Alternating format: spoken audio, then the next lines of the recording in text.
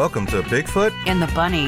This is a couple's journey into the mysterious, the unknown, and the paranormal. I'm your host, Chris Carr. And I'm your host, Kristen Johnson. Together we are Bigfoot and the Bunny.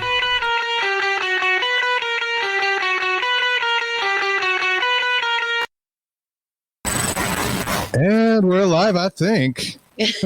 We are. Welcome to Bigfoot and the Bunny. I am Chris Carr. And I am Kristen Johnson. I had a little bit of a rocky start there, and that's not unusual. The technical gremlins that seem to follow us around are always playing games. So we had a little trouble there. We had to restart the stream. Hopefully you're all out there. We have had the most interesting couple of weeks. We have. That we wanted to talk about. Yes, we have been gone for 2 weeks. Yeah, a little mini hiatus. And the first week, we are at Sam Baltruse's Mass Paracon, set up and got to meet a bunch of great people. It was so much fun to get to meet Andrea Perrin and she is just a lady of love and light. I'm going to tell you, because she got up and hugged us. We were sitting next to her. She got up and just hugged us, and you can feel her love, her energy. She's such a wonderful, wonderful person. She is just like a shining ray of sunshine. She really is. She's just so nice to meet in person. And she gave us this hug. We were like, oh, we're all exhilarated. And she was holding our hands and stuff. Oh, it was awesome. We get to hang out with our buddy Nathaniel Gillis. Yes. Was there on a demonology panel, and we get to hang out with him. And we love that. As of course, he's our bud, our brother from another mother. Yeah. And got to also hang out with the guys from Duo Demonology, Carl and James. And a bunch of really cool people there. I mean, I'm sure I'm missing some people. Rick Secker was there. Mike was very, there. very sweet. Set up with his new book. Carl is featured in, I think, quite extensively. And those guys, Carl and James of Duo Demonology, who I think are coming back in November to talk to us. We go on to host an event that we were at this past week that was put on by Shay Carroll, our friend Shay. Yes. We love you, Shay. You're the best. Shay. And from Paranormal Buzz Radio. And that was at Wilson Castle in Proctor, Vermont. We were like the last people standing, right? I mean, we were up. Honestly, everybody went to bed. Yeah. So it was day two for them. Tired. We went up on the Saturday. They had done the, investigation Friday night, and Saturday we got to do this. We're going to do this. So Shay was kind enough. Yeah. And Shay's mom, Deb. Yes. To investigate with us into the very, very small hours. And boy, did some things happen. Things are really strange over there. It's a beautiful castle. I don't want to say it's haunted in a bad way. No. But for whatever reason, there was some phenomena occurring while we were on the third floor. Yes, it was just which is us and Shay and her mom. Work. Yeah. It's a creepy area. Anyway, Well, there's a reason why. Yes. So most of it we did. I mean, there's many rooms. It is a literal castle, guys. There's a lot to look at, and it is gorgeous. The stained glass, the antiques, a lot of the furnishings and antiques in there are original to the owners. 1887, yeah. You have to see the architecture. Really nice. We have pictures. So detailed. We do. We need to put some of those pictures up on our Facebook page, which, by the way, is facebook.com/Bigfoot and the Bunny. Plug. You can always find out what we're up to wherever you're watching us. And things got a little creepy, and I've got some clips for you guys. We captured quite a bit of data. We were up there for a few hours, took a couple of breaks. I got some but not all the data ready for you guys today. And we're going to get into the spirit box data, I think maybe next week, when we break that down a little bit better. But we did get some EVPs. They weren't Class A EVPs. They're good, though, and it kind of told us that, there was something there with us. And to give you the setting, we were in what was once a ballroom. And it's this big room, and it's got a giant window, some stained glass and stuff. And we'll put up a picture of that. It's awesome looking. And there's all these adjoining rooms. Everybody is downstairs and on different floors, and they're sleeping, and it's quiet. And there were things moving and stuff in the other rooms, and we knew something was going on. It was freaking us out. Yeah, it was really weird. But the first EVP, I had this sort of trigger object that I brought with me, and it's this clown. You can see here, it's a little creepy, but I like it. I'm gonna thing with clowns. I had some childhood experiences that were a little strange with clowns. So I had brought this clown as a trigger object. And to give you the setup, it's us, ourselves, Shay Carroll, her mom, Deb, and Celine. It's James Anito's girlfriend, yes. Yeah, Celine was there with us. And Celine and Shay, at this point in the investigation, we're doing recording, and there's a couple of like REM things laying around. They have apps going. They have separate apps. Shay had Necrophonic. I'm not sure what the app was that Celine had. She had the ghost hunting app. But it was like, that's what it was called. It was like spelling out words for her, like a kind of Ovula style, and she was repeating what the words were saying on her phone. And Shay had the Necrophonic going, which of course just talks, and it's a bit of a creepy thing. And while we're not, big app people, I am of the mind that anything can work, and anything does work if it's just a matter of like proving it, right? So you need some kind of confirmation that the thing is working. Spirits can touch anything. They can manipulate anything. They can. And this is the first EVP, and I'm playing with this. I'm asking Spirit about the clown. I put the clown over here for you. I don't think they like it. Are you afraid of clowns?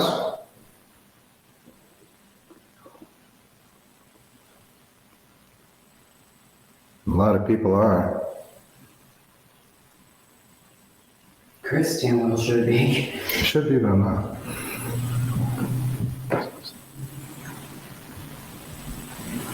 Are you afraid of clowns?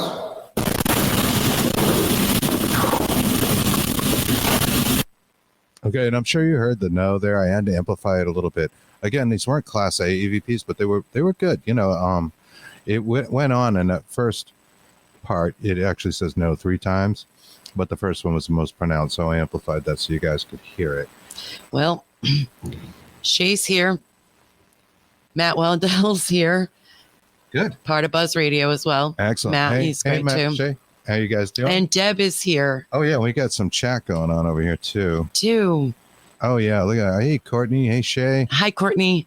hey Matt, hey guys, how you doing? We were also just talking with Ken Allen from the Wizards table. Oh God, yeah. I think he comes on after us. I'm not sure if he has should say. I think he may, but he'll probably pop in and say hi, hey Ken.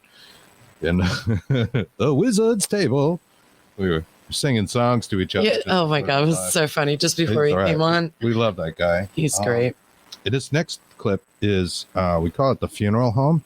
Yeah. And again, it's hard to make out. Now, in that ballroom, there is a casket that they call a traveling casket, and it's made of straw, like a basket. And it came from a funeral home. It was donated in 2016. Andy told us about it, and he told us after the fact that people have commented that there's attachments to it. And we think that may be why, and this is why, because I'm asking, like, who likes this room or something to that effect, and you listen close, you'll hear the word funeral, and I think it's what it's saying is the funeral home. Thank you. I was going to say room. We're all discombobulated here with the rough start. So here's that clip. Whose room is this?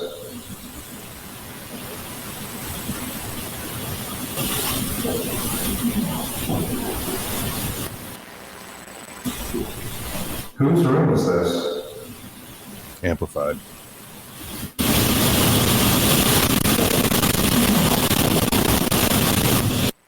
Yeah. So I don't know how well that's coming across on the stream.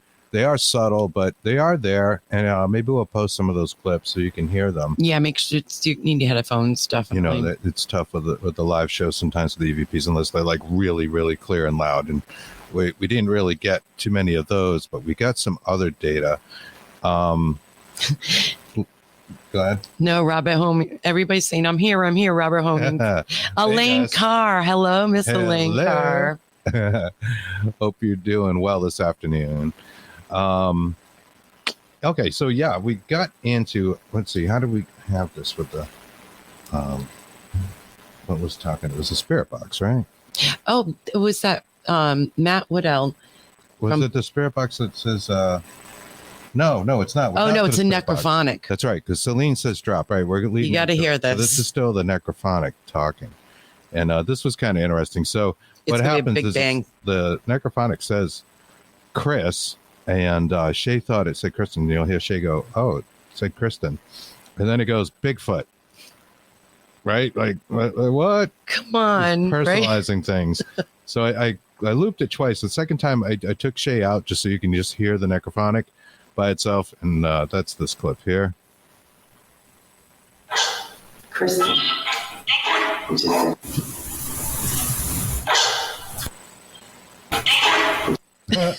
Now that leads into the event we really wanted to get into. So at this point, Celine's got her up. I think she's sitting on the floor. She's sitting on the floor. Yeah. It's going to play this, and then you're going to hear a couple minutes later, she's going to say drop, and it says drop on her phone. There's a chair up there, and Deb, Shay's mom, is sitting in this chair. Kristen had sat in the chair earlier. It was a sturdy chair. It's not broken. And it collapses, and she drops, and the necrophonic says drop. As soon as she drops. It happens. Now, this is the one I was talking. It's going to be a big bang. So yeah, it's going to be a big beware. bang. And then it says Deb, her name, right after it. Yep. So I'm going to play that clip, and then we're going to get on to some really cool ufology stuff. So bear with us. Last clip for today. Kristen. It just said Kristen.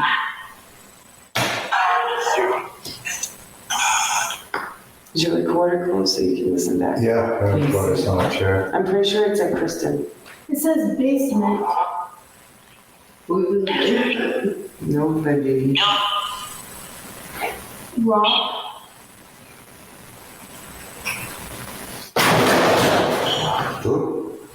You okay? What happened? Dad. Rock.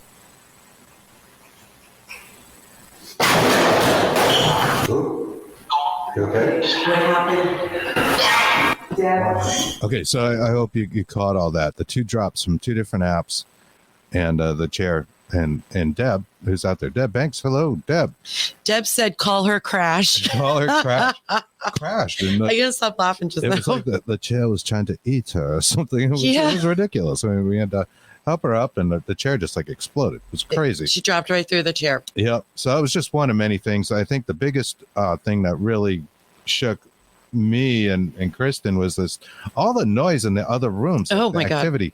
We left the recorder going. We left the castle and went outside, get some air, and come back, and there's banging going on.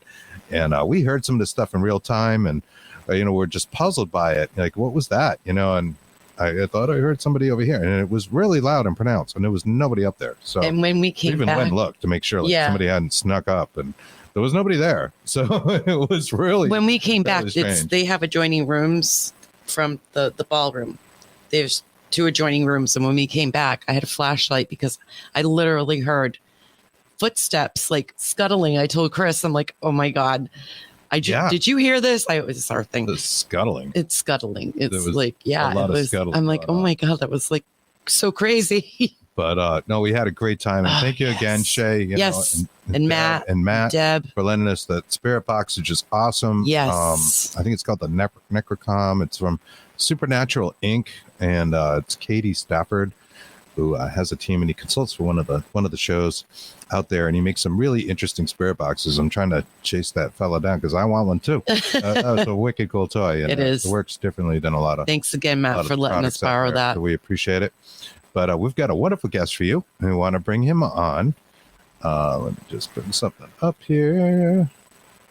And his name is Les Velez. And he will share stories and discuss OPUS, the Organization for Paranormal Understanding and Support, as well as its mission to reach out to people to provide help and support to those that have encountered extraordinary paranormal experiences. And he's been very involved with like MUFON and different things. He's going to tell us about that. It's very, very cool. He's a super cool guy.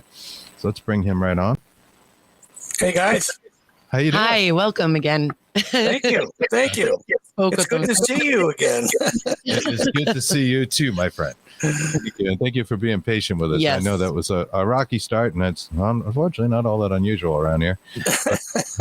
But we got things rolling, and we're here. We're live. Super.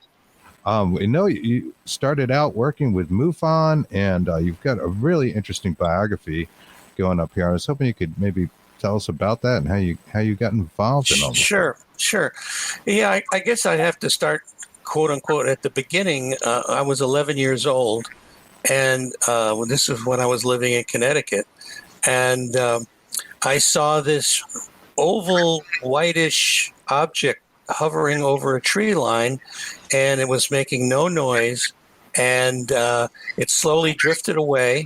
And this was a late October evening, and it scared the hell out of me. And I ran into the house and tried to get my father to come on out.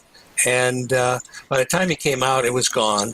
And so he said, well, it was probably a beacon of light reflecting off a cloud. Well, it didn't sit right with me. And I went to the library soon thereafter and picked up books on UFOs. And back in those days, George Adamski was the big author talking about his relationship with the Venusians. And needless to say, I was totally intrigued. And so after a bit, became a little bit older, and girls became more important in my life than UFOs. I went off to college and, was in the ROTC, and soon thereafter got married, went to work for Procter & Gamble and selling Head & Shoulders and Crest toothpaste. Wow. And in Reading, Pennsylvania. And so anyway, this job at Procter & Gamble wasn't my cup of tea, and shortly thereafter I went to work for a company back in Connecticut called Magitech that made analog and digital panel meters.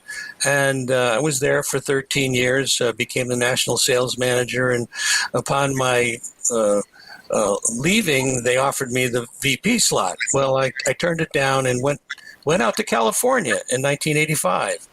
And to work with a company that was a manufacturer's rep company, selling passive electronic components like power supplies and LCDs and switches to people like Apple and Cisco and things of that nature. So a lot of electronic background. I picked up the Mercury News one day, and Stanton Freeman, who is a nuclear physicist, came to San Jose to talk about UFOs and a government cover-up. Well, it's like the switch was turned off. When I went to college, I wasn't that interested in the UFOs topic. But when I picked up that paper and read that, I said, oh, my God, I got to go see this guy. And he was going to speak at San Jose City College. And I expected to see a handful of people there, but the auditorium was full. And he gave an incredible presentation about how much the government is covering up about the UFO phenomena. And so MUFON had a table in the foyer. This is an organization that started in 1969 by a couple of engineers to study UFOs. And they have a monthly journal that they produce. And so I decided, okay, I'm going to get this journal. I'm going to start reading about cases, because they publish cases in the journal. And, well, after a while, that wasn't enough for me. And MUFON has a field investigator training course. And so I said, okay, that's what I'm going to do. I'm going to become a field investigator. And as it turned out, most of the cases, without exception, that I got involved with, not only were a sighting, but there was an abduction attached to it. And this is when things got really interesting. And one of the cases that I got involved with was a couple that were amateur pilots. And they were picnicking at a state park, Butano State Park, just north of Santa Cruz. And they were coming out. It was getting close to dusk, and they noticed this light over the ocean. And this light, started to get bigger and bigger. And, shortly, in very short order, this light became a triangle, a large triangular craft about the size of a Learjet. And it went over their head into this canyon behind them. And so they were dumbfounded, needless to say. And then they noticed another light over the ocean. The same scenario happened. This thing came in. It was about the size of a Learjet. And the first one, they felt they were looking at it. And the second one, they felt it was looking at them. And they became a little bit frightened. And this happened 5 more times. And these craft were sitting in this canyon behind them, just kind of, this is a butterfly effect where they kind of levitate back and forth. And they were all in this horizontal position. And then all of a sudden, they all went up in a vertical position. And it's like they went around a corner and disappeared, but there's no corner to go around. So after that, they decided, okay, this is great. This is enough. Are we seeing things? Is this really happening to us? And they started to walk out of there. And this particular trail, and I've been up there with them to investigate this particular case. And coming out of there, it's a pretty treacherous path out of there. Even during the daylight, it's very dark because it's highly vegetated and overgrown. And so anyway, they said they felt like they were floating out of there. And that's the last thing they remember. 3 hours later, they find themselves in a restaurant in Pescadero, which is only about a 10 to 15 minute drive. And they can't remember what happened for those 3 hours. They had lost time. They had lost time. Thing with that. Yeah. So a lot of these cases, the people, first of all, they think they are going crazy, number one. A lot of them go to a psychologist or a psychiatrist and, to ascertain whether or not they are. And what happens, they find out they're not crazy. They don't have a psychopathology. All right. So then what? What's next? What can you do with that information? How do you explain it exactly? Yeah. How do you wrap your head around it? Exactly. So what these people asked me was, did I know of other people having similar experiences? And I said, yes, I do. And the next thing I know, I'm facilitating a support group in San Jose. And that's when things really got interesting, because I mean, of all the books that have ever been published, including mine now, which just came out, by the way, The Unknown Other. I'll show you that later. Okay. The stories that these people would tell you are just absolutely incredible, and it bends your mind. Can I believe this? But the fact of the matter is, these people, they're not looking for notoriety. They're looking for answers. They're looking to reduce stress. They're looking for empathy. They're looking to dig in further and find out really what happened when they had that missing time. And so these kind of things are what's really important. So the same couple, okay, they came to the support group meeting, and they had developed a rash after this incident. Well, I said, okay, right, all right, you got a rash. There's poison oak up there. There's poison ivy. You could, whatever you were doing, Was it all over their body or just? No, this the interesting part. It happened to basically be in the genital area, in the inner thighs, and so they had gone to a doctor. Matter of fact, 2 doctors, and the first one said, well, I think it's something external, but I'm not sure exactly what it is. And then the second one said, well, it's maybe some allergic reaction to something. And so they never got a definitive answer. And the guy took a picture of the rash, and he showed it to the people in the support group, and almost without exception, every one of them said that at one time or another they had that same kind of rash. And so one of the people in the group says, well, I know what that is. And so we said, okay, what do you think it is? He said, oh, no, I know what it is. It's a reaction to the fluid that they dip you in when they bring you on board the craft. Oh, wow. Gosh. Yeah, that's interesting. Yeah, So I thought the have some sort of sexual relevance, because that shows up, and Yes. like, a lot of people Yeah. communion or read Whitley Strieber's book on that. Right. Communion. There's like Exactly. the sexual side and the operations of things. What always got me is like, why did he want to go back? It didn't look like a good experience, but this is something that's pretty common, right? Mhm. The experience. Absolutely. Like I say, the thing that we find with the experiencer is that there's this incredible desire to better understand what's going on. It's the question of why me. What can I do to prevent it? In a lot of cases, although there's been many studies, including one that I just finished part of, phase 1 of the Omega-4 study, which we're going to publish.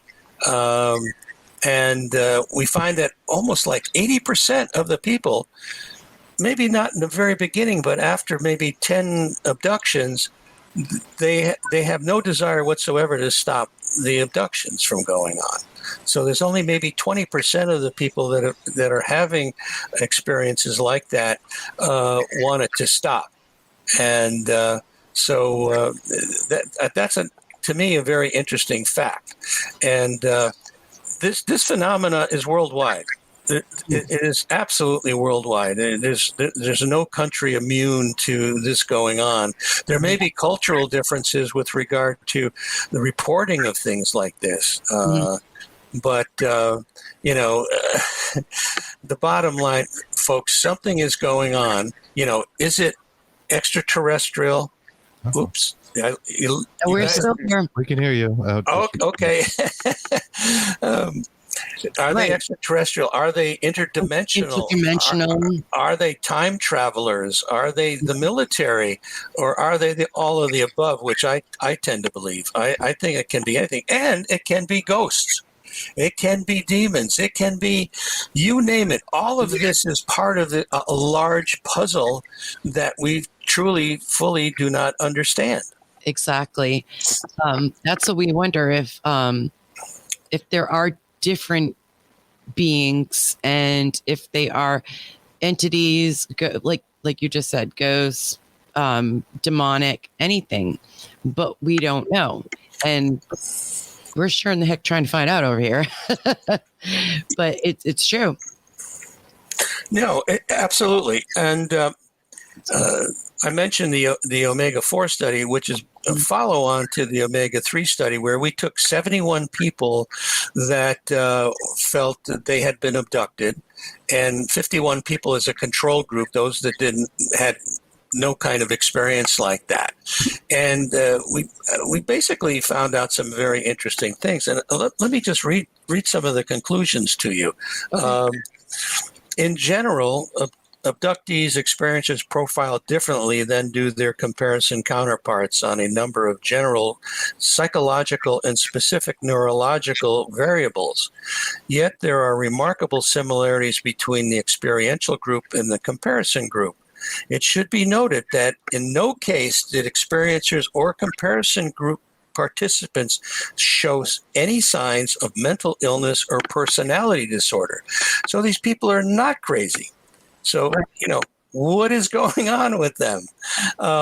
Fantasy proneness, which a lot of debunkers talk about, that, oh yeah, these people are just fantasy prone. They're just coming up with this stuff, from wherever, does not appear to play a differentiating role between the experiential and the control groups. However, sensitivity to alternative realities and early and recurrent paranormal or psi experiences seem to play a role in the abduction experience.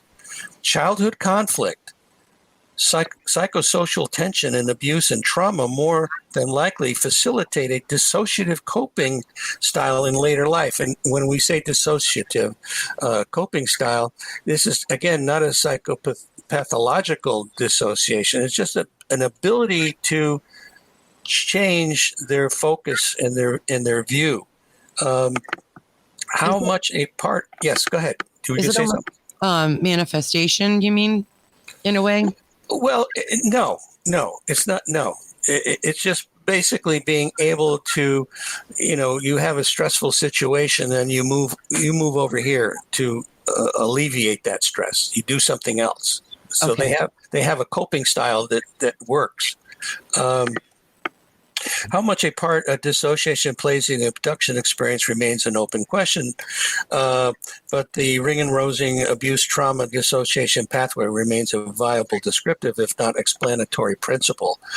Both experience with and interest in abduction phenomena have impact on how one's body is perceived to function, how one views the world and one's purpose in it, and how one defines or redefines one's faith, tradition, and beliefs. In essence, both experience with and interest in contact seem to change one's sense of self, and one's worldview.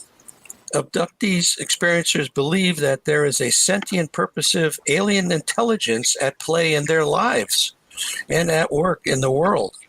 What the intelligence's goals are seem to be more beneficent than malevolent, more benign than malignant. This, though, remains an open question and a point of doubt in the minds and hearts of some abductees, experiencers, and some comparison control participants. It also remains a point of contention among abduction researchers. The brain, and this is an interesting one, the brain generally and the temporal lobes and limbic system more particularly play a mediating role in anomalous experiences such as an abduction. This in no way implies that the abductions are all or only in the abductee's head. Rather, it points to the likelihood of temporal lobe lability as a preset or precursor to extraordinary experiences. While it would be too reductionistic to claim that the brain creates such experiences, it is not far-fetched to think that the brain plays an important part in the who and the what of extraordinary experience and how they are interpreted. So in this study, was funded by MUFON back in 2007 that I facilitated and got the ball rolling on. And as I said, we're now in the process of doing finished up the first phase of the Omega-4, which we went out to therapists that have worked with experiencers and got their feedback. And now what we're going to do is to go out to their clients, okay, that they have worked with, and then have them answer a survey that we're in the process of defining all the questions. And so what we're trying to do here is to not only understand what's happening with the experiencer, but also how to best work with these experiencers and give that information to therapists. And so that's a big part of what we're doing. But, I'm sorry, go ahead. That's all right. I was going to say, so let's break down a couple of the things we just kind of covered. So these, with the experiencers, for one thing, this is not a new phenomenon. This goes back hundreds of years that we know of, maybe thousands. Millennia. Yeah. Yeah, I know we recently talked about the first UAP sighting in North America a few shows back with Peter Muse about these guys that are rowing up the muddy river outside of Boston, and they see a pig, because that's what they know. A flaming pig. A flaming pig. That's right. It was fire. They don't know what a UFO is. Right. You know, Back in the 1600s. and they lose time. You know, Right. They end up way down the river. They have no idea how they got there. You know, that's just here in North America, and then we can get into other cultures and stuff like that. But this phenomenon has existed for a long time. We're hearing more about it now because more people seem to be talking about it. It's gotten some press recently with the disclosure information. But what you're finding is that these people are often in groups. So it's not one person that has the experience. It could be multiple people. They have the similar experiences. They report having some kind of PK sort of powers after the experience. They report, if I'm not mistaken, like similar to communion. Those experiences may, on paper, don't look really good, but they're very interested in going back. Like they don't necessarily dislike the, space intelligence, whatever you want to call them. Yeah. People have, come away with telepathic capabilities, being empathic, being able to be a healer.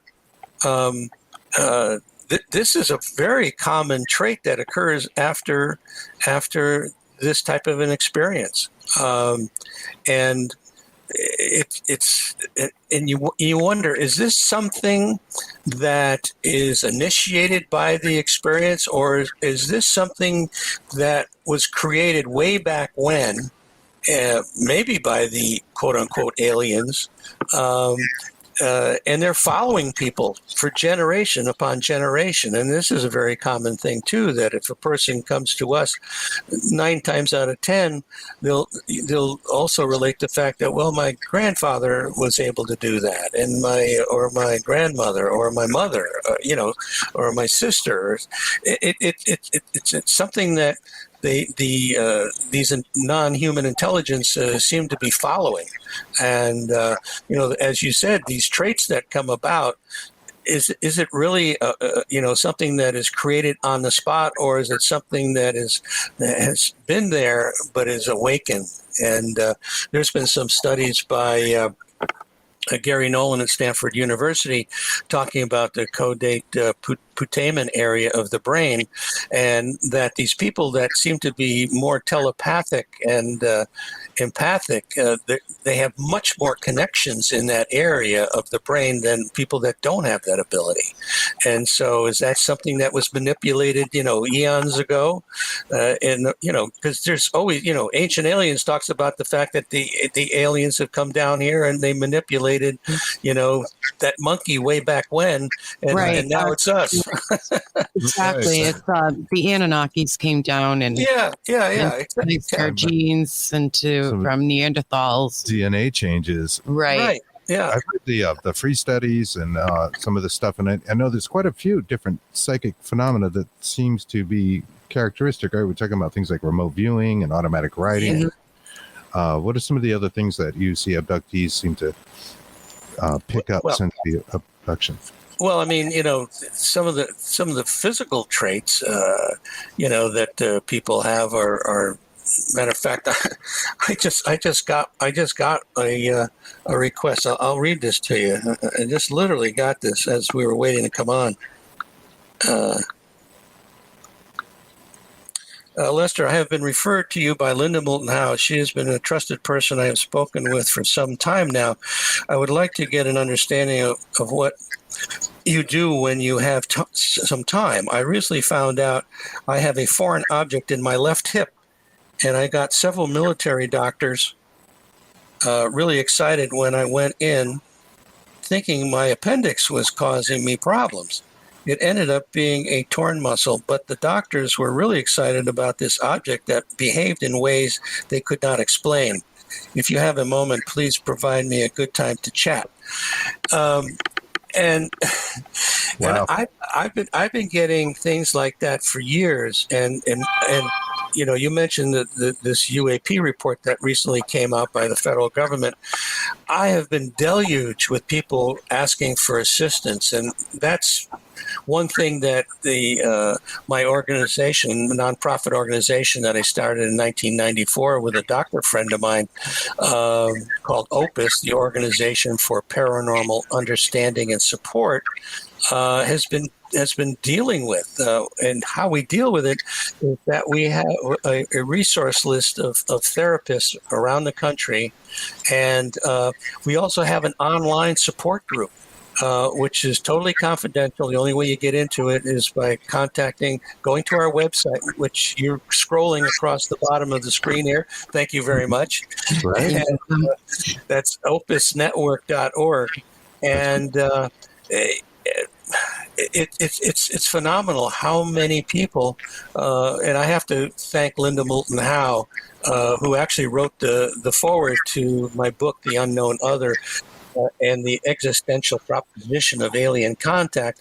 She had me on her show 2 weeks ago, and oh my God, it's just been unbelievable how many people have come out of the woodwork now, saying, I didn't know where to turn, I didn't know who to talk to, but we're here to help these people, and that's very important. So besides an implant, which obviously this gentleman is talking about, and he's in the military, which is interesting.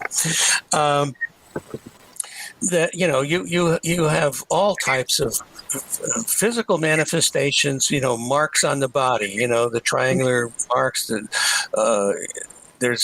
I have a presentation that I do where I show a lot of these types of marks, some of them very unusual, and then you have nosebleeds that are very common with these people, and then you have psychological things that are going on, fear, anxiety, and the number one thing I mentioned earlier was the fact that these people, when they do go to a therapist, the number one thing they're looking for is to reduce the stress. Number one, number two, to have an what's the word I'm looking for? Not a pathetic, Empathic. Yes. Well, someone that's going to listen to them. Okay. Sure. That's so important. Absolutely. And not judge them. And, Exactly. and then the next thing is to try to dig in deeper and uncover things that maybe are buried for whatever reason. Now, one of the things we when we talk to these people, we tell them you have to be very sure that you want to hear maybe something that has been buried, because once you take the toothpaste out of the tube, you can't put it back in, and it might be something you don't want to hear. So, the cases run the gamut. I mean, you talk about the Greys, you talk about the reptilians, you talk about the mantids, but yes, the latest thing, what we found through all of this is the fact that, the Greys seem to be the number one. Matter of fact, I was talking to my research buddy on this omega-4 study the other day, and he says, the Greys are involved with everything. It's like everybody has an iPhone. So all these aliens have Greys. They go out, okay, I need this Grey over here to do this, and so it's like your iPhone or your Android phone. But orbs are really have sort of taken off, if you will. Yes. As far as things that people are seeing. A matter of fact, I've even been involved with one where I was sitting on the back porch. This is in Sedona, and of this person's house. And this person had the ability to feel when something was going to happen. And so they stationed themselves at the corner of her house, and I was sitting further away, and she just started snapping a picture, one right after the other. Mm-hmm. And this red orb with like this little yellow cap on it was above my head, and in the one shot, the little cap was, right on top, and then the next one, it was on the side. And so... And she didn't move, and I didn't move, and so it was moving. And wow, yeah, that's really interesting. I remember, and I can't remember her name, the woman's name. I know I saw the story at one time, and I think it was in the 70s. It was 70s, yeah. Because when we would run out with her camera and start filming, and I think we were talking about like something like Super 8 film, maybe even older than that. Yes, and she would just have the idea that okay, I need to go outside and just capture it. And to this day, they really can't debunk this film because it's like Super 8, and it's not the kind of thing you could, superimpose something over, and it seems to be very legit, and it reminds me also of Chris Bledsoe, and I was going to say Ted Owens, which wrote the book PK Man about, studied extensively who would manifest these things, and he would just seem to know, and other people would see them too, that was the time. Well, this goes back to what we were talking about earlier off the air, that all these things I think are connected, and these abilities, whether it's remote viewing, take a look at psychics. How do psychics tap into not only the past, the present, but the future? There is no time. I mean, there's this ability to just poke their finger into whatever they've been asked to do, I have a interview series that I do that's on YouTube and also on our website, opusnetwork.org. Patricia Mona out of Canada, and she's helped police, find bodies and things of that nature. And she told me a story one time about a mother that had come to her and asking a question that was not something that Patricia didn't, told her about that particular question she had. But then Patricia also added that there was a problem with her son, and the woman said, yes. Yeah, he's got some issues, major issues. And Patricia said he's got some real issues and really needs to be looked after. Well, long story short, the child eventually committed suicide. And how does one tap into that? It's almost like, I don't know if you heard the story about the doctor that was on doctor that was on a kayaking trip down in South America and went over a falls and then was under the falls for 30 minutes. And during that time, she saw these wonderful light beings, and there was this incredible love that was being emanated from them. And she was ready to go. And they said, no, you have to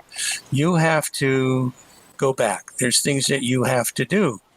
And then they told her that when her son turned 18, that he would die. And I mean, how do you process that? How do you process that? Exactly. And so, she kind of disregarded it. All right. Sure enough, and she never said anything to her son. And when he turned 18, he got into a car accident and died. Oh, my goodness. Yeah. That's sad. Oh. So, I mean, though. Pretty tragic. Yeah. So, I think this consciousness that we're dealing with is all encompassing. And whether you call them ghosts, whether you call them angels, whether you call them demons, whether you call them aliens, grays, it's all part of the same giant puzzle. They're connected.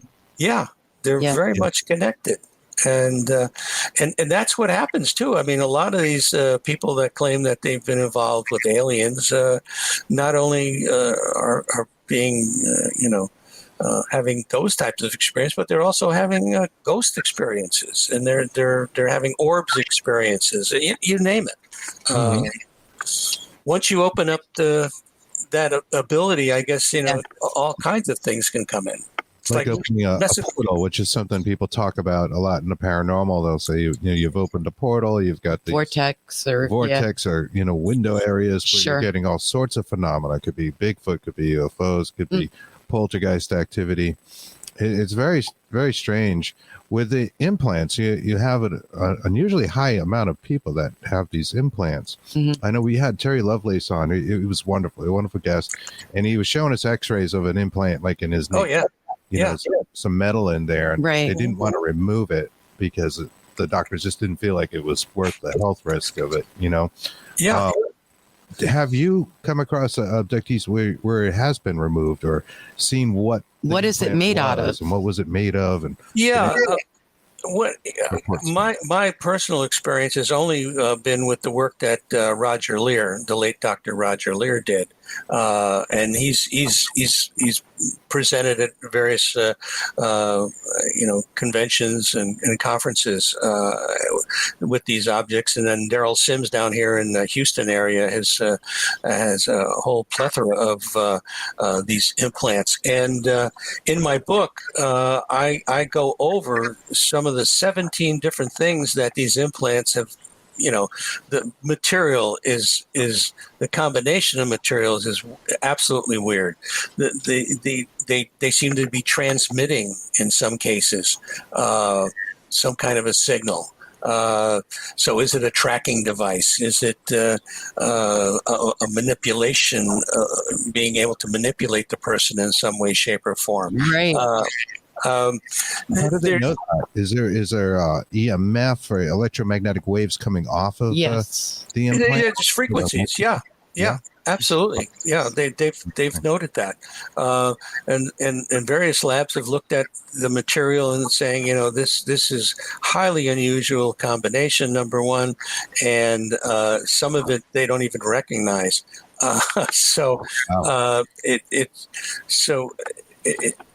There's so many questions. You talk about poltergeist. I was going to mention a story. I was written up in the MUFON Journal a couple of years back, and one of the questions they asked me is, who would you like to meet in MUFON? And I said, I'd like to meet Dan Aykroyd. So anyway, it was probably a couple of months after that I got a message from the international director saying that Dan Aykroyd would like to contact you. Is that okay if I give him your phone number and stuff? I said, sure. I'm not going to say no. Right? So, that's really cool.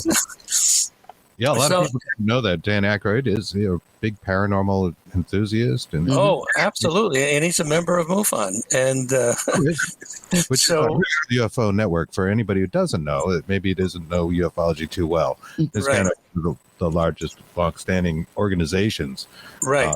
Committed to ufology. Exactly. So anyway, I didn't hear anything for a while, and then I was in a greenhouse looking at some plants or something, and the phone rings, and it's Dan Aykroyd.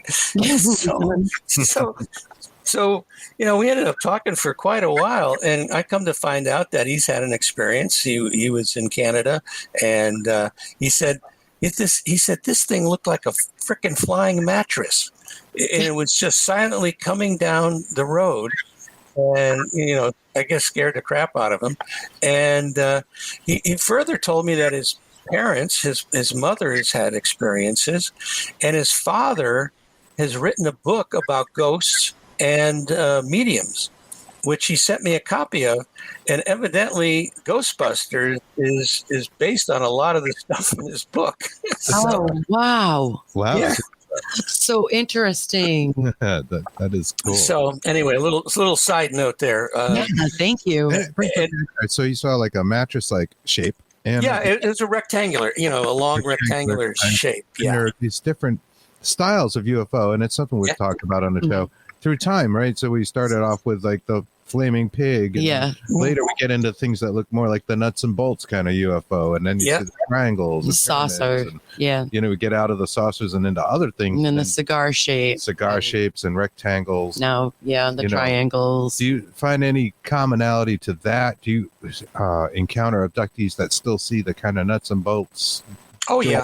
And type of, sure. Space. Yeah, well, there's still disc shapes and cigar shapes and triangular shapes, but the number one thing right now are orbs. Orbs seems to really have taken off, so to speak, followed by triangular craft. Those are the two large ones right now. Oh, by the way, Terry Lovelace is on our advisory board. By the way, I know Terry just lives down the road, so to speak, here in Texas. So yeah, I'm good friends with him. So that's really nice. He's really great. We love that interview. Yeah. That was one of our faves. Actually, I did an interview with him too on the OPUS interview series. So awesome, really interesting guy, and he's a good example of somebody like the phenomena started in his childhood, and it just never really left altogether. He could just be riding his bicycle and kind of go into almost a trance state. It sounds like the way he describes it. Yep. And then, he's lost time, 6 hours or something has gone by, and he has some weird memory about it. Right. Very exactly. strange that it follows like people in that regard. And sometimes I think one of the stories I hear a lot is that they're in that kind of half awake, half asleep mode. where you're kind of like letting your guard down, your consciousness kind of opens up to more things. And there seems to be like a vulnerability. Some people are afraid to go to sleep because they think, a hat man's going to get them or something. Tiny house. Yeah. Heidi Holmes.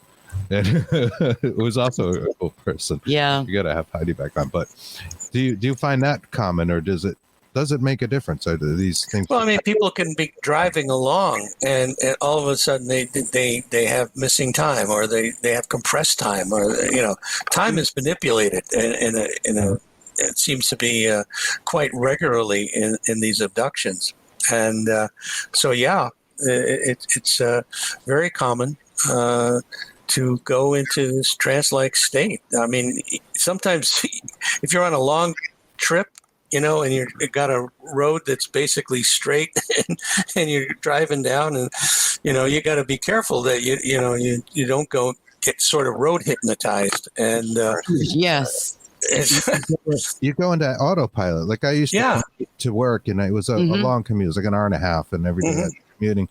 And the time would just, you'd blink, and you're like, oh, wow, I'm here. And an hour and a half had gone by because you were in autopilot. You're lost in thought. I think that kind of opens you up to maybe other things, Sure. other entities and such. Oh, it's certainly possible. It's certainly possible, along with all the other things that have gone on in your life, could precede that, in your childhood, your relationships, whether or not you had any trauma or, things of that nature going on. I remember growing up that my parents, they had issues every once in a while, and I would try to be the peacemaker, which was stressful. And I'm surprised this is another story I should tell you. One of the support group meetings, we had this woman in a group said, I've seen you before. I said, oh, where? At a UFO conference, grocery store, someplace like that. Oh, no. I saw you on board the craft. I said, really? I said, oh, that's interesting. I kind of blew it off. And so it probably was a year and a half, 2 years later that a totally different person said the same thing to me. I said, I've seen you before. I said, where? UFO conference? No. You were on board the craft. You were sitting on this bench naked, and you were freaking out. And they told me to go over to you to calm you down. Okay. So at that point, I decided, okay, I'm going to go get regressed. And I was regressed 3 times. Okay. Found nothing along the lines of being involved with aliens or things of that nature, but I had multiple past lives. I was a samurai warrior. I was a Spanish restaurant owner. I was a Greek soldier. I had a lot of military stuff going on in my life, and of course, in this life, I was in the Army. I was an artillery officer. And but yeah, and that's another part of this whole thing, past lives, that people talk about, and coming back and being able to tell stories about what happened to them, way back when. I mean, this is very prevalent. Matter of fact, Terry was involved in a book that a gentleman, the other gentleman in the book, and I can't think of the name of the book. It's supposedly a really good book that talks about his son claiming to remember this World War II pilot, and was able to say everything about this guy, and he, little boy. Story. Yeah. Really, really intriguing. Yes. Yeah. So he remembered him. He remembered his the people in the squadron. He knew the names, and yeah. knew he had died. Right, and it was in the water. Yes. Yeah. The plane had crashed.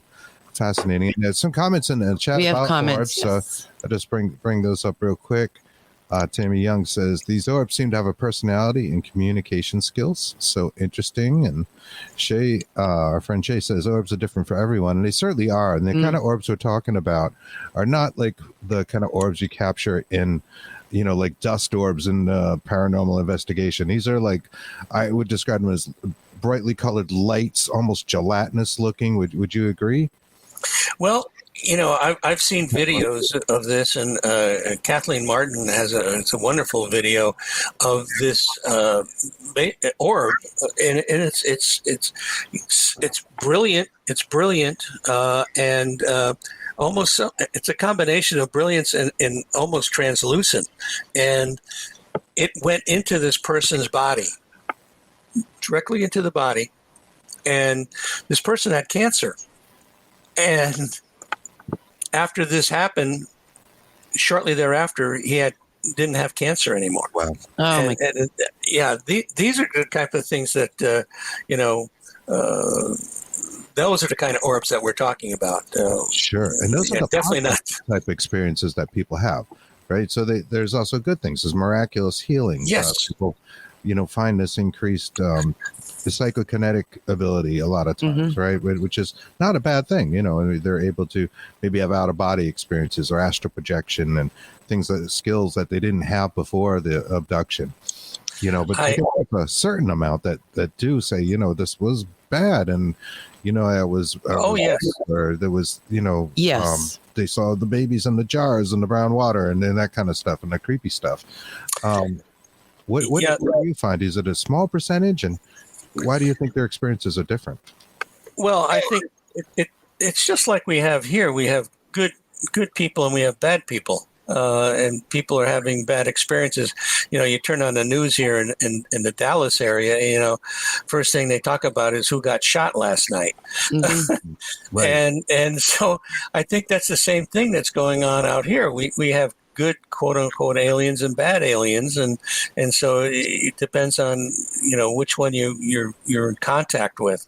But as I said, most of these people, in the long run, have positive experiences because it's a journey. It's a spiritual journey, not a religious thing. It's a spiritual journey that these people are on because they come out of this the other end in a better place.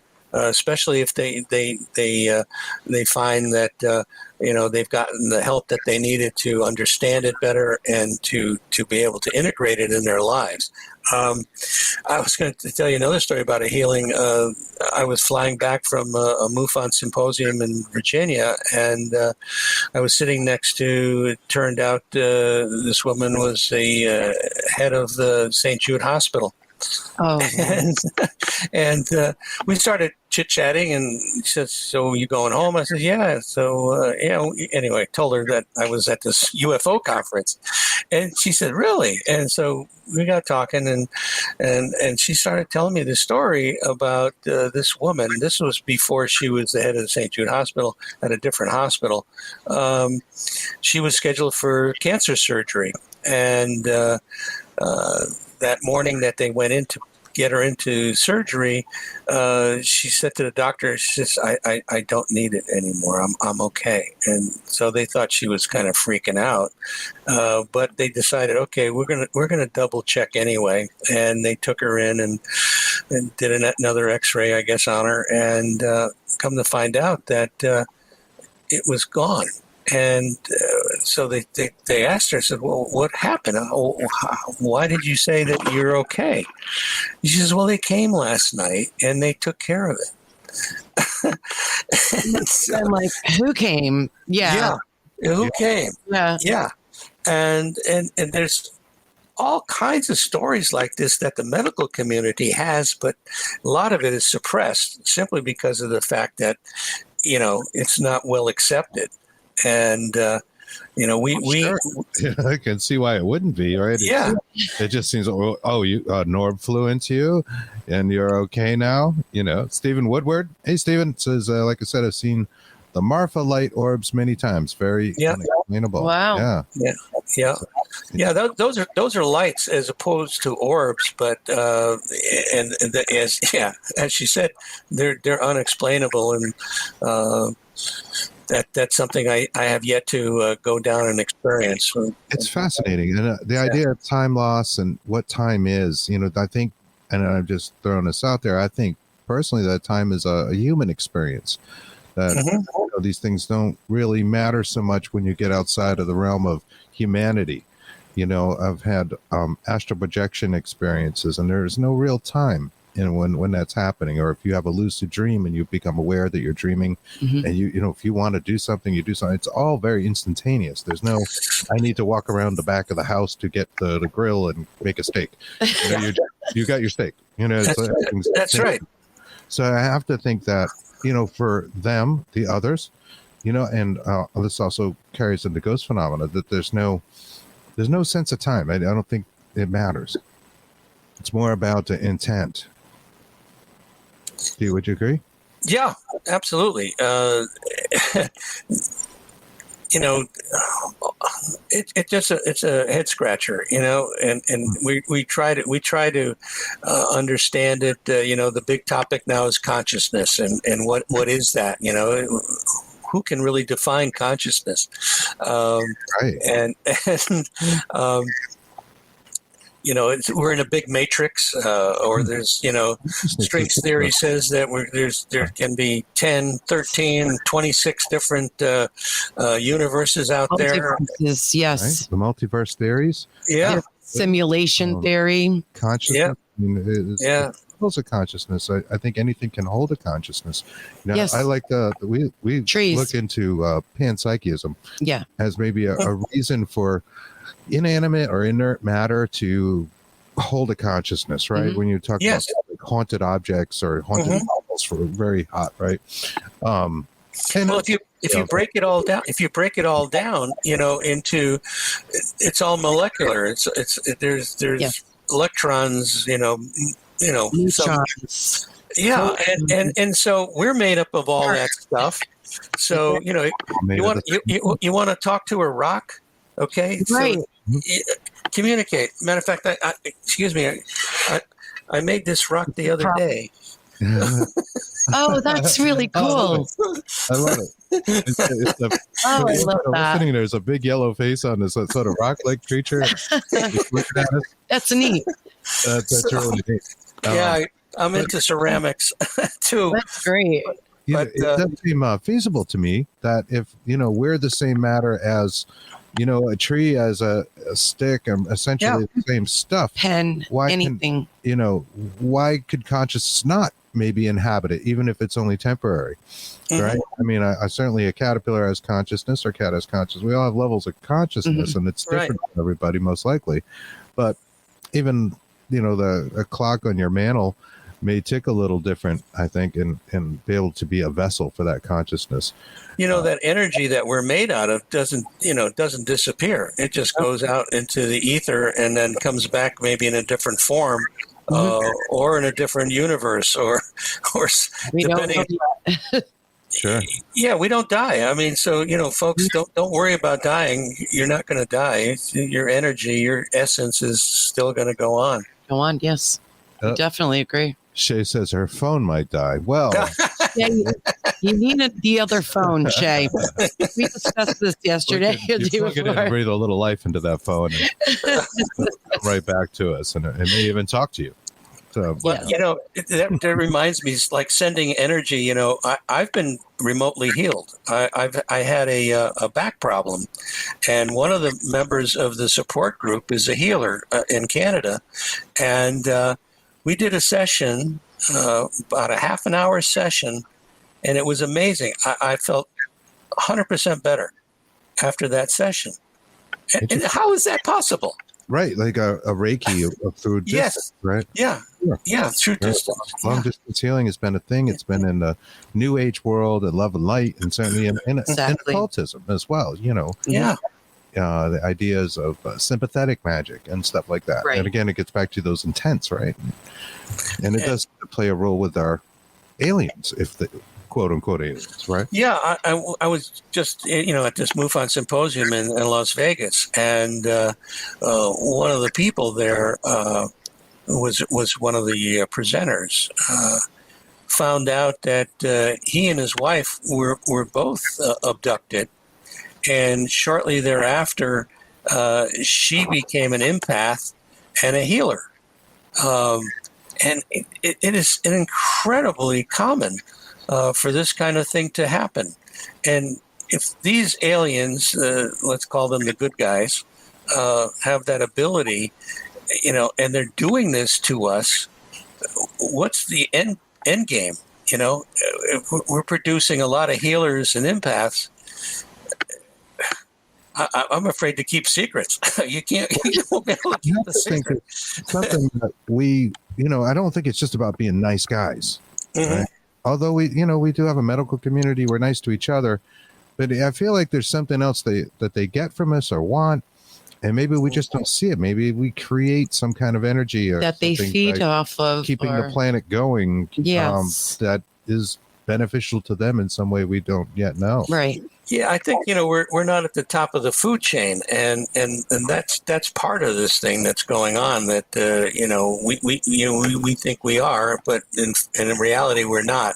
And so there's this whole nother level, or multiple levels above us, that are interacting constantly, and what's their agenda? Is it to manipulate us and create a better human, a super sapien, or is it some lab experiment that's going on? The zoo theory. That's what they call that. The zoo theory. Yeah. And Animal. Yeah, exactly. And we do the same thing. You take a dolphin out of its environment, and then you take its blood and you tag him, and then you throw him back in the water, and a year later you come back and get him again because you want to see what's going on with him again. You take his blood, you check the tag. Right. I've said before, like, I feel like we're the antelope, like out in the plains of Africa, and the antelope doesn't get up that day and say, oh, I know there's a lion around the tree, right? Things just happen, you don't realize it. It's almost like they're fishing for us in a way. We see roles a lot in the paranormal, and things taking on roles, stepping into roles. The little girl in the haunted cemetery, or the woman in white, and a lot of the common themes over and over, and it's almost like throwing bait out in the water, and they want to fishing. Give them attention, give us your focus. For us, it puts us like in a rabbit hole trying to understand the haunting or phenomena that maybe occurred, and then we're all focused on it, which I feel like that gives it an energy. Exactly. It gives it more of an energy because we're energy, and we're sure. And we can't see it, and it doesn't mean it doesn't exist. Right. And, rays of electromagnetic energy of light or whatever that our eyes just don't see, or maybe subtle energy form. Like you said, it has a lot to do with quantum mechanics, and as we're going into that, things happening on a particle level with the electrons. Right. Obviously, we don't understand all of quantum mechanics. We just know it kind of works, right? Like you said, string theory. There's different kinds, and the infrared ability to be able to track these objects, these gun camera videos that have been released. It's incredible that they're able to basically cloak themselves in a way that it is only visible in the infrared or some other type of detection gadget. Yes, exactly. We don't know who moves around in the gamma spectrum. Could walk right by us. Look at dark matter, right? Dark matter passing through the earth at all times. We don't feel it. We don't know it. We can measure it. We don't know what the hell it is. Exactly. But there it is. Exactly. Gravitational pulls and different things, the way they measure that. And this is one thing that is really interesting to me, is whether or not we will ever be able to understand this phenomena from the scientific standpoint. Maybe certainly our physics is not where it needs to be at this point to understand perhaps maybe the propulsion systems of these things. Although I had lunch with Lou Elizondo, actually, along with Terry Lovelace, couple of years ago before COVID shut everything down, and basically he said that they figured out how these things work.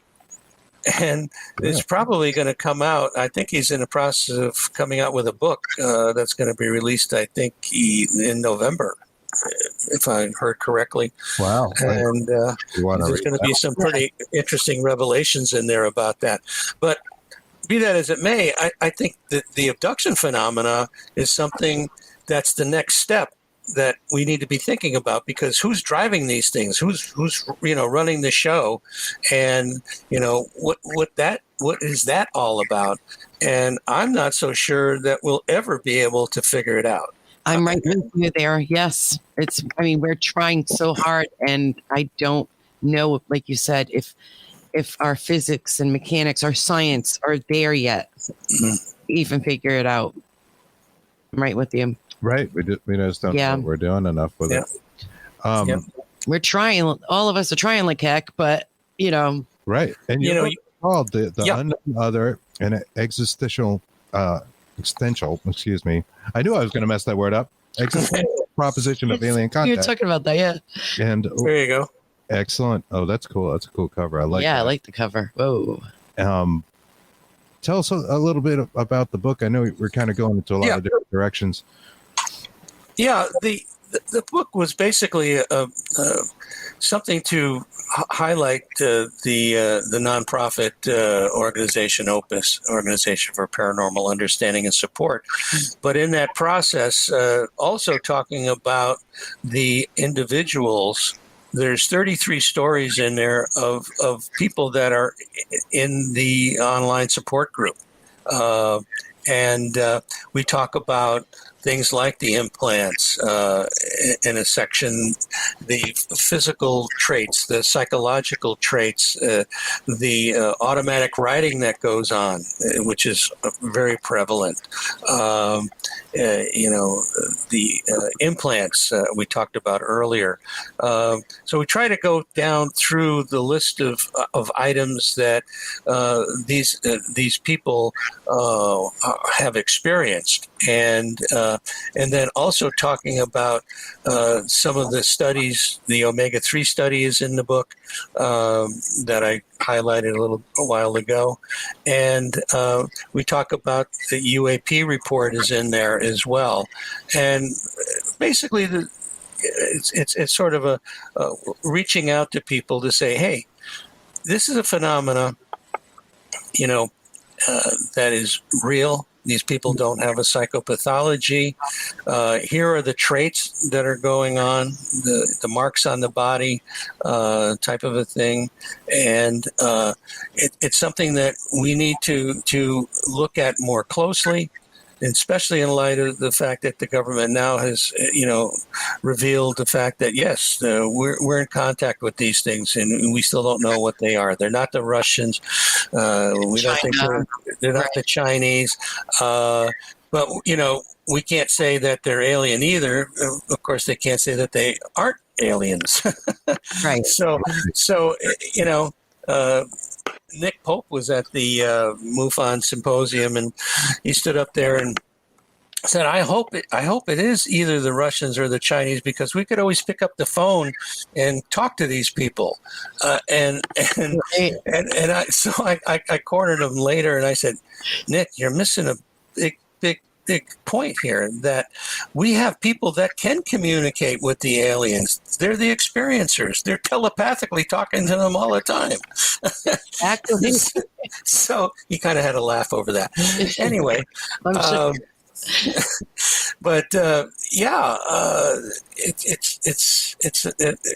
I try to cover a lot of bases, and then had the stories of these people and their experiences. And I think it's the kind of book that experiencers would find very, very helpful in understanding that they're not alone, and that they have other people that have had similar circumstances. Yeah. Do you see any correlations with a person's religious background or cultural background in today's world in an abduction? Do they any kind of symbiology that resonates through the abduction experience? Right now, I'm not seeing any kind of religious manifestation going on right now, although most people feel, as I said in that omega-3 report, that they believe that there is some sentient higher power that is going on. And whether you call it God or the creator or or Buddha or whatever. Yeah. There's no specific handle on it, so I wouldn't call it a religion. It's more of a spiritual type of a situation that's happening, and so I don't see like a religious movement like the what was that group that killed all their people? Oh, Lord, yes, I forgot the name of it right now, but we know, yeah. And it's like possession cases. You see things like maybe it's anti-Christian, or maybe it's some kind of ancient sort of Hebrew Kabbalah type symbiology resonates through that possession or something, and that kind of stuff. You don't really see that so much in the mythology. Yet I do think the experiences often are the same. The poltergeist-like activity, dream states, things of that nature. Yeah, I think that, again, depending upon your upbringing, I mean, I was raised a Roman Catholic, and of course I haven't practiced that in years and years because I don't believe a lot of the dogma. So, I think that it's something that most of these people, there's no real religious symbolic ties or anything like that that are going on. They've moved past that in most cases. I agree. That's fascinating. Some of the abductee phenomena with the stealing of unborn children. Yes. Is that something you see? What do you hear about this? About the baby making a hybrid? The fetus is being taken. And like 3 months or something. Yeah. I had a woman come up to me. I presented the Saturday morning at the symposium to the experiencer group. We had about 50 people in there. And a lady came up to me afterwards and said that she has, had babies taken, and that they came back and they were, hybridized. And she showed me a picture of one of her babies that she believes is a hybrid, and he looked unusual. He did look unusual to me. There's a book out called Rachel's Eyes that talks about the daughter of this woman, Helen Luttrell, whose daughter actually went to school with supposedly a hybrid. And she was extremely unusual, and that the military was involved with bringing her food to eat, which was, again, highly unusual. It's an unbelievable book. If you want to get a read on hybrids, that is a hell of a book. I just wrote it down. Okay, yeah, I will. I write everything down. Check that out later. That's what I do. That's, like I said before the show, it's our joy. We get to talk to so many interesting people and get different perspectives, and you are just we do read their books. We'll get your book, or into it. I want to know. We want to know the hows and whys of everything. Yes, sure. That's our real goal. Absolutely, it exists. We know it exists. I don't have to convince you. We just need to know the hows. We've been in the paranormal for a long time, and then it's things that just do. Science does not explain this well. It's like, what is that? Yeah, we're now talking about panpsychism and panpsychism. Yeah, is an explanation that everything pan is everything, a consciousness because of basic building blocks of our world. Life. And it seems like it can permeate just about anything. Right. Man, that's fascinating. What about you? What do you think about hybrids? Do you think that are they around us now? Do you think they're walking around? And like her book was saying, they're supposedly they are, and I still I guess I need to be convinced a little bit more in that direction. However, people that claim that they are hybrids. I've known a couple of people that claim that, and one woman, Cynthia Crawford, who has since passed away, her internal organs were in wrong places. Really? Yeah, and so and there's one case that I got involved with, but yeah,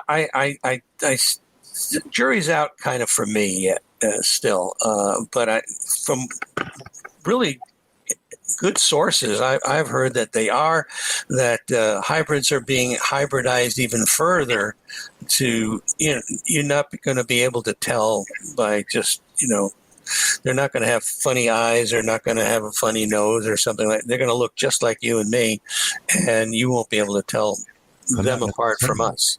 Now, you mentioned that you saw what may have been a hybrid before, and you said it looked unusual. I wondered, in what way did the child look unusual? And I think it's a child. It was a elongated head that was sort of that gray type of a oval, type of a face, and larger eyes, and so it kind of creeped me out. I bet. That does sound a little bit freaky. Now, when you go to that and you think about that, if it had a long, elongated head, you think about the Peruvians, and they had the elongated skulls. The elongated skulls. Terry, wasn't it Terry that brought out the props with the elongated skull? That was L.A. Marzulli. Oh, that's right. Yeah, he actually. L.A. Marzulli has one, and it was just like, it was insane. That's pretty cool. And, I know a lot of people say that was through like a binding of the skull, but some of them, they don't have the suture. So, and it's really weird. The base of the neck doesn't match ours. There's some details that kind of contradicted that, Well, so much has been suppressed over the years that people have found, archaeologists have found, and it just gets buried, literally. It's mainstream. They don't want to talk about it. They call it pseudoscience, and I can't, because I love ancient civ and I talk about it all the time, and sure, and it's like you said, swept under the rug. Yeah, and that's why, again, not to hop on panpsychism, but we like philosophy because it seems to lay the groundwork of things that people will eventually study. So we're more, you take a look at the structures at Sacsayhuaman in Peru. Those giant rocks that are fit together perfectly. It's like, how the hell did they do that?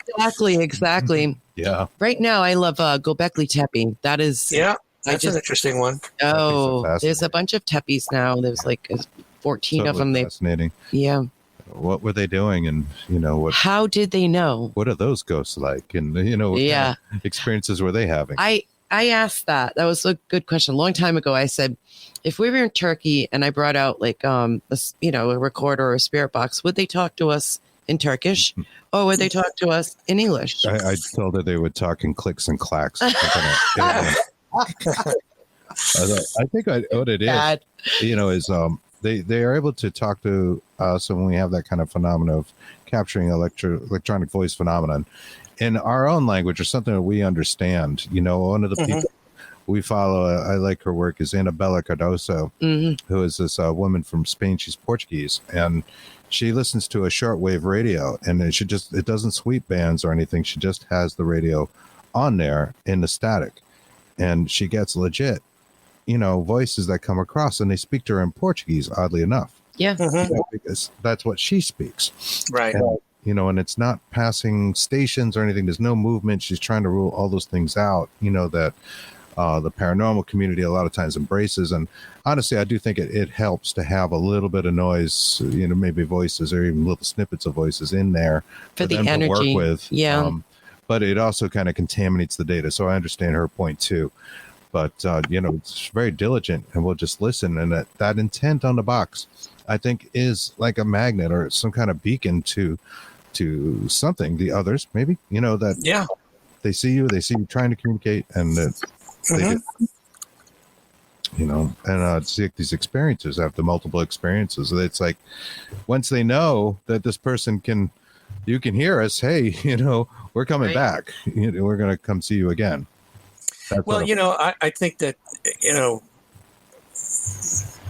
people that talk, that have lost their loved one or something, and often, they do hear them, they'll be at the sink washing dishes or something. Next thing they know, they hear a voice and they turn around and they don't see anything, but they definitely heard, their late husband or their late wife or somebody like that. So, I totally believe that, that's possible. And, I believe in ghosts. If I can believe what I'm doing, I can certainly believe in ghosts. It seems feasible, that something goes on past death. And yeah, that was, maybe an initial factor for us getting into this, the proof of an afterlife, and Right. which we've done, but now it's more like the hows and whys. Why does this stuff happen? And, yeah. what is going on? Well, that's the same kind of question with the alien abduction. Is why, how, all the usual questions. Sure. Yeah. Now Saul Smiley says I could smell my mother's flowers when she's around. Yeah, and that's really good because my brother. Okay, listen to this story. My brother, when he lives in Connecticut, and he was living in a house that was built in the 1700s that he refurbished, and and so this one night, his wife was coming home with both her arms were full of groceries, and she came to the side door and said, Mark, open up the door. And he didn't move. And he's sitting in this big wingback chair in this part of the house. And so finally, after he didn't respond, she puts the bags down and walks in and says, Mark, why didn't you come and open up the door? And it's not Mark sitting in the chair. Oh. It's a ghost. And Wow. and so there is a male and there was a female ghost that lived in the house, and every time the female would show up, you could smell jasmine. Oh, wow. And She was there. so after these stories, and I got to sleep there one night. Oh, boy. And so I'm in bed. And I'm just over 6 foot tall, and my feet were sticking out a little bit on the end. And so I decided to pull them in. Just got into this fetal position because I pulled the covers over my head. Yeah. I didn't want to deal with it. But yeah. We understand that. Concerned myself. That's wicked funny. So, but yeah, they've had footsteps coming down from the upstairs, coming down, and then there wouldn't be anybody there. All the usual, I guess, ghost type antics. Those aren't uncommon, symptoms of these kind of haunted experiences. I had that as a child myself. We used to hear footsteps coming up from the basement all the time, and a baby crying in the basement. My parents down, and I had some other. I actually have that in my house now. It was built in the 1700s, and I have a residual coming up and downstairs.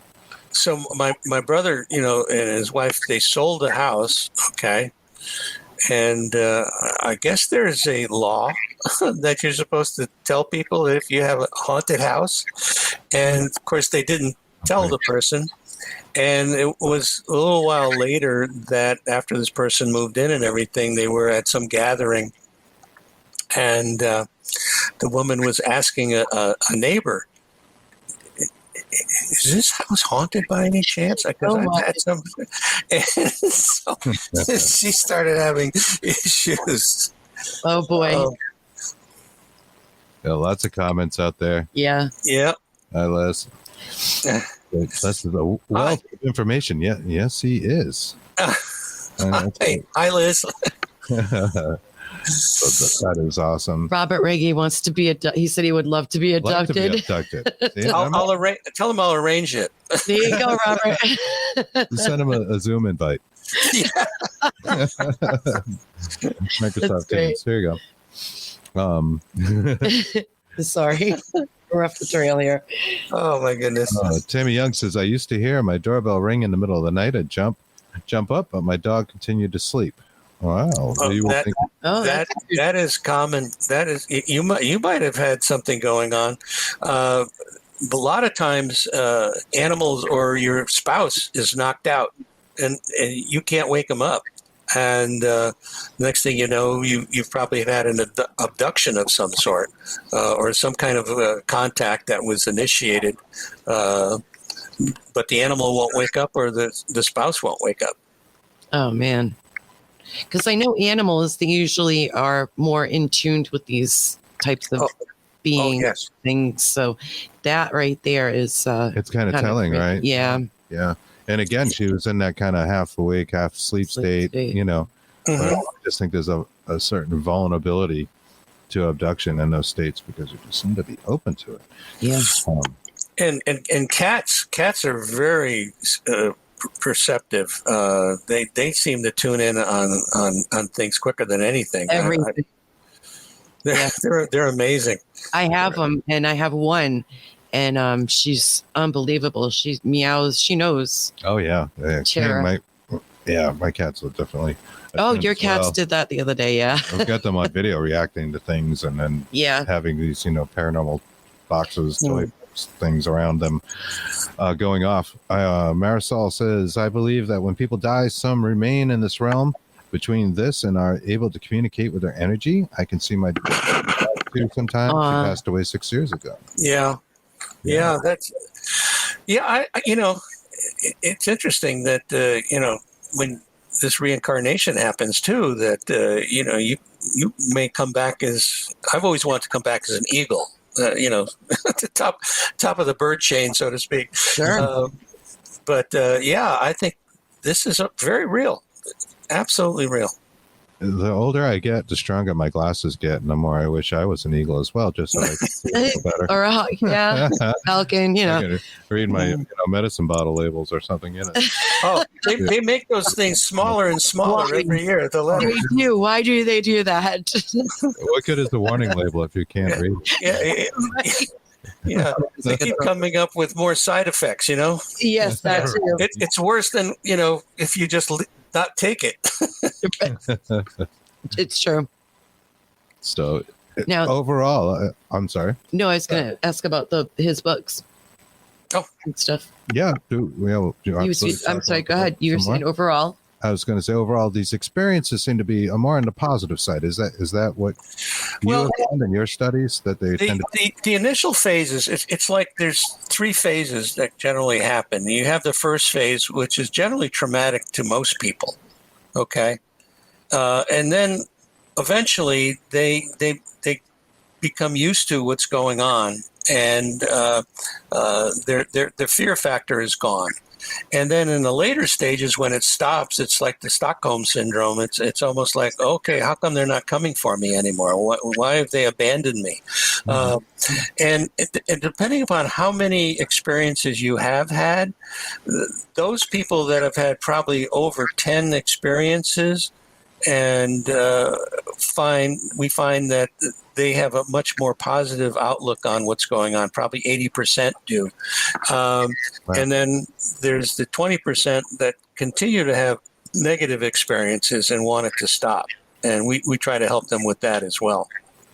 That's awesome. How do you help them? Is it more like a consolation? Is it psychology? What it is, we have a resource list of therapists that we can recommend.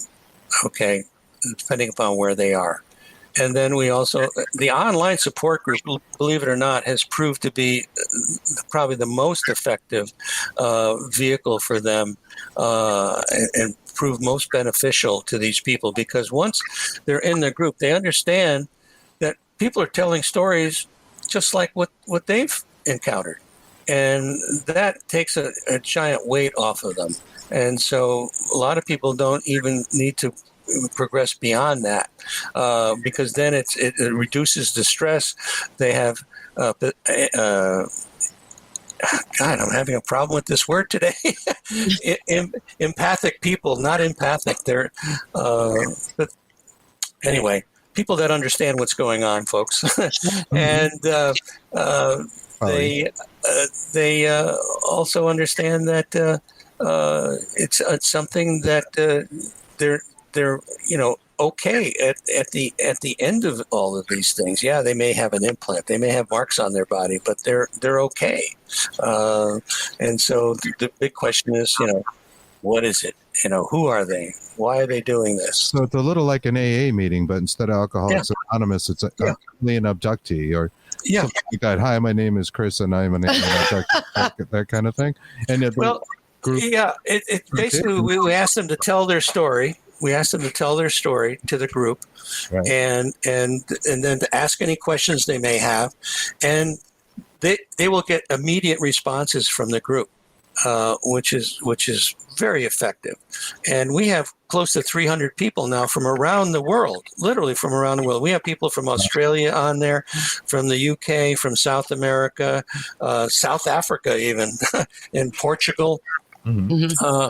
That are talking about this topic, and then every once in a while we have a Zoom meeting, and for people, and that can get a little hectic. But I'm in there refereeing, and trying to answer the questions as best I can.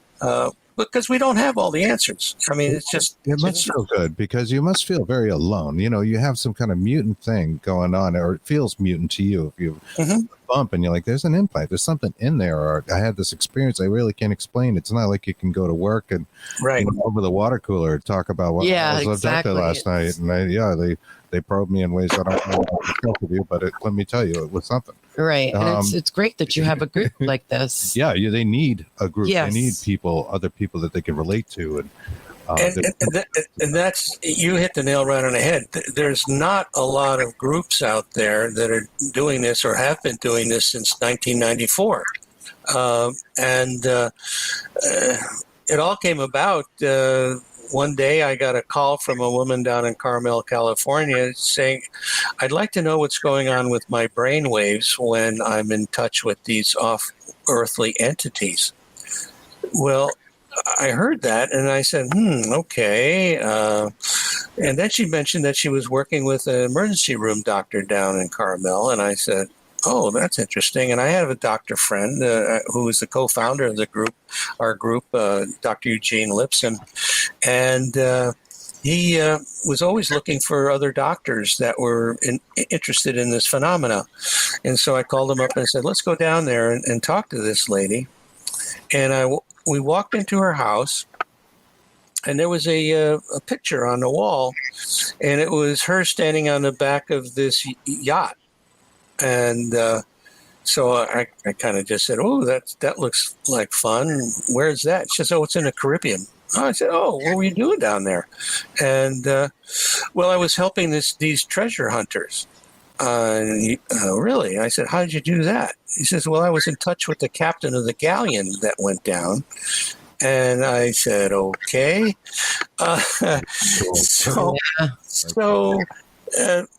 She had a near-death experience, and this is another phenomenon that's very much tied in, connected with all of this. Mm-hmm. When she was younger, and after that, she became very psychic. And so she's had these ongoing experiences, contacts with various entities. And anyway, make a long story short, we came away from that weekend, and she also told us stuff about herself that there was no possible way she could know, because we didn't know her from Adam. Wow.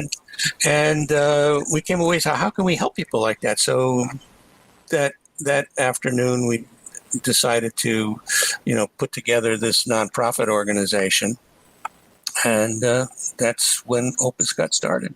That's fascinating. It really is. It's wonderful. That's a good example. Actually, my next question to you is going to be, what is the most pronounced PK or psychokinetic or psychic type ability that an abductee had gained since an abduction? And that's certainly got to be one of them. Oh, yes. Yes. Psychic ability, telepathic ability, empathic ability, healing ability. Those are probably the top ones. Psychokinesis, that's more rare, but actually moving objects. Yeah. Right. Yeah, but you've seen that abductees were able to move objects in their mind. Yeah. and that's less common, but it's certainly out there. It's phenomenal. It's phenomenal. They say we only use 10% of our brain, so what the hell is going on with the rest of it? Exactly. And maybe this is somehow being energized after these experiences. It's very true. Oh, that is fantastic. That's super cool. Absolutely. It's You're very interesting. We loved. Yeah, having our fun. audience is really enjoying this. Your Yes. book is called "The Unknown Other and the Existential Proposition of Alien Contact." Where can people find that book? Well, you can go to our website, opusnetwork.org, and you'll see a picture. The homepage has a picture of the book right on it. Just click on that, takes you to Amazon, and you're done. And it's available on Kindle as well. If you're a Kindle Prime person, it's free. Yeah, that's why I looked at him. I'm like, oh, it's cool. Yeah. We can go read that. Hurry up, sign up. Yep. Download it No, right we're going to download it now and go read it.